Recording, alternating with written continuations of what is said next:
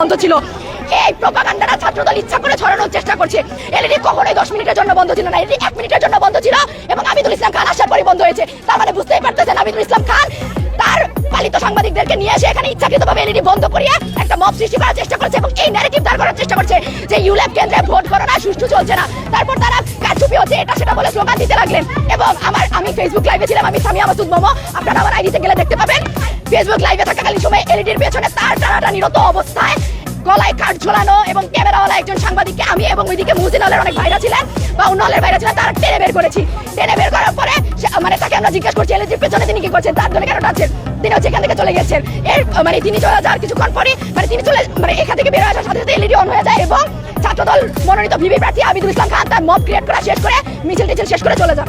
এখন আপনারা পুলিশের সামনে অবস্থান নিয়েছেন কেন?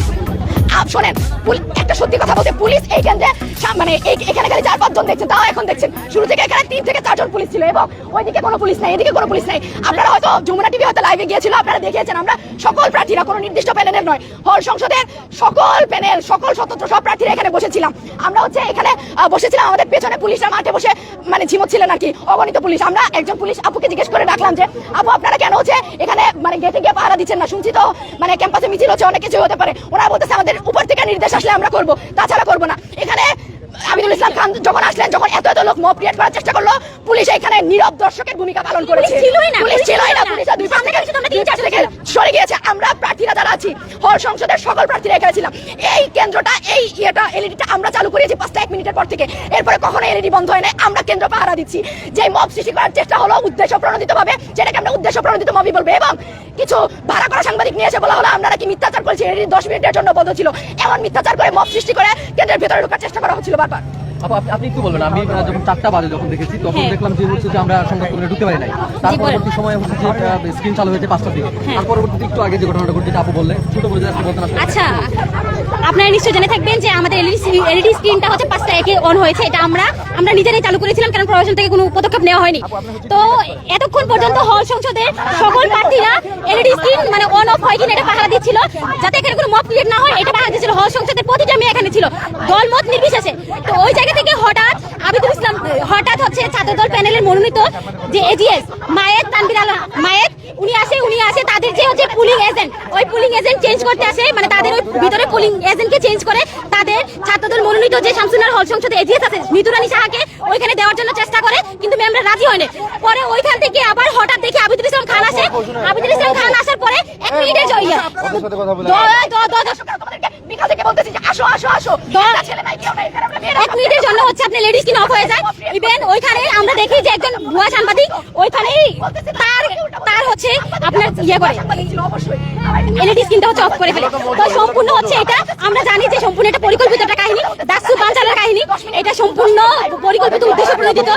হ্যাঁ, যে ভুয়া স্লোগান দিচ্ছিল এবং চুর বলছিল, প্রশাসনকে চুর বলতেছিল যে বিশ্ববিদ্যালয় প্রশাসন হচ্ছে ডাকসুর ভোট চুরি করতেছে, কারচুপি করতেছে। অথচ ওই সময়ের যে সময়টা হয়েছে ওই সময় কিন্তু আমরা এলইডি দেখতে পাইনি। তারা ছিল ছাত্রদল মনোনীত প্যানেলের সবাই, ছাত্রদল তারা যে উদ্দেশ্য নিয়ে ভুয়া সাংবাদিক কারা ছিল এটা আমরা জানি না। প্যানেলে ছিল নাকি কারা ছিল আমরা মানে জানি না। আমি দেখিনি আর কি। আবিদুল ইসলাম খান স্লোগান দিচ্ছিলেন, তার সাথে সাথে ঢাকা সব সাংবাদিকরা স্লোগান দিচ্ছিল। এখানে যে পুলিশ আইন শৃঙ্খলা রক্ষাকারী আইনের দায়িত্ব কি? পাহারা দেওয়া।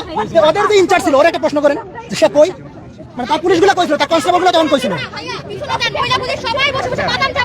যেটা শুনছিলেন যে এখানকার যারা রয়েছেন তারা কিন্তু অভিযোগ করছেন যে প্রশাসন ভূমিকায় রয়েছে, এমনটাই কিন্তু অভিযোগ করছেন। আমরা সেটি কিন্তু এখানে দেখতে পাচ্ছি এবং তারা কিন্তু অভিযোগ করছেন এবং প্রশাসনকে তারা জিজ্ঞেস করছেন যে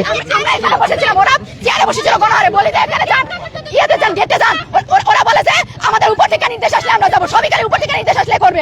প্রার্থীরা এখানে ভোট কেন্দ্র পাহারা দিচ্ছি, একজন আসে মব ক্রিয়েট করতে, তার সাংবাদিক নিয়ে সবাই দুই ভাগ হয়ে সরে যায়, সরে তাকে জাহির করে দেয় যান ভাই মব ক্রিয়েট করেন। আচ্ছা, আপনারা মিডিয়ারা ওনার কথা শুনছেন, নিউজ বিহাইন্ড দ্য নিউজ খুঁজে বের করেন। ওরা কি ইনচার্জ থেকে ধরেন সেটা দায়িত্ব পালন করতেছে না কেন? এখন এই যে এতগুলো পুলিশ আসছে, তারা কিন্তু এখানে অভিযোগ করছেন যে পুলিশ সদস্য যারা রয়েছেন তারা কিন্তু নীরব ভূমিকায় ছিলেন, এমনটা অভিযোগ কিন্তু এখানে যারা রয়েছেন তারা কিন্তু করছেন। আমরা সেটি কিন্তু লক্ষ্য করেছি এবং আমরা দেখতে পাচ্ছি যে এই কেন্দ্রের সামনে কিন্তু মোটামুটি বলা চলে যে বেশ কিছু লোক জমে গিয়েছে এবং তারা কিন্তু নানানভাবে ক্ষিপ্ত হয়ে তারা কিন্তু অভিযোগ করছেন এবং এখানে যিনি কথা বলছিলেন তিনি মূলত বলছেন যে 1 মিনিটের জন্য মূলত সাংবাদিকদের কাঠ গলায় পরিত এক ব্যক্তি এসে মূলত এখানকার এলইডি লাইটের তারটি মূলত ছুঁড়ে পেলেন, এমনটা অভিযোগ কিন্তু তাদের পক্ষ থেকে করা হয়েছে।